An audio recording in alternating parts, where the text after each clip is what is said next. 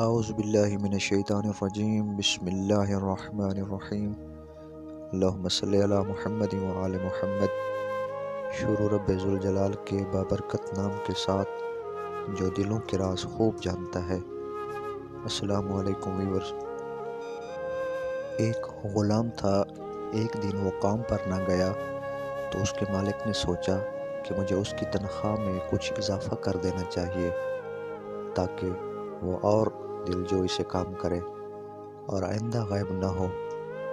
اگلے دن مالک نے اس کی تنخواہ سے زیادہ پیسے اسے دیے جو اس نے خاموشی سے رکھ لیے، لیکن کچھ دنوں بعد وہ دوبارہ غیر حاضر ہوا تو اس کے مالک نے غصے کا اظہار کیا اور اس کی تنخواہ میں کیا گیا اضافہ ختم کر دیا اور اس کو پہلی والی تنخواہ ہی دی گئی۔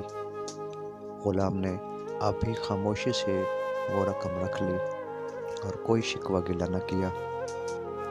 تو مالک نے کہا، جب میں نے اضافہ کیا تیری تنخواہ میں تو خاموش رہا، اور اب جب کمی کی ہے تو پھر بھی تم خاموش ہو، آخر کیوں؟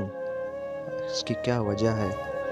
تو تب غلام نے مسکراتے ہوئے جواب دیا، جناب، جب میں پہلے دن غیر حاضر تھا تو اس کی وجہ یہ تھی کہ میرے بچے کی پیدائش ہوئی تھی میرے گھر میں، اور آپ کی طرف سے کیے گئے اضافے کو میں سمجھ گیا کہ میرا بچہ اپنا رزق لے کر آیا ہے۔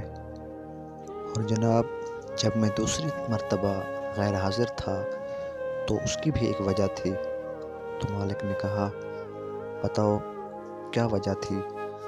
تو اس نے کہا، اس کی وجہ یہ تھی کہ میری ماں کی وفات ہو گئی تھی اور آپ کی طرف سے تنخواہ میں کمی کو میں نے وہ رزق کا خیال کیا جو وہ اپنے ساتھ واپس لے گئی ہے، پھر میں اس رزق کی خاطر کیوں پریشان ہوں؟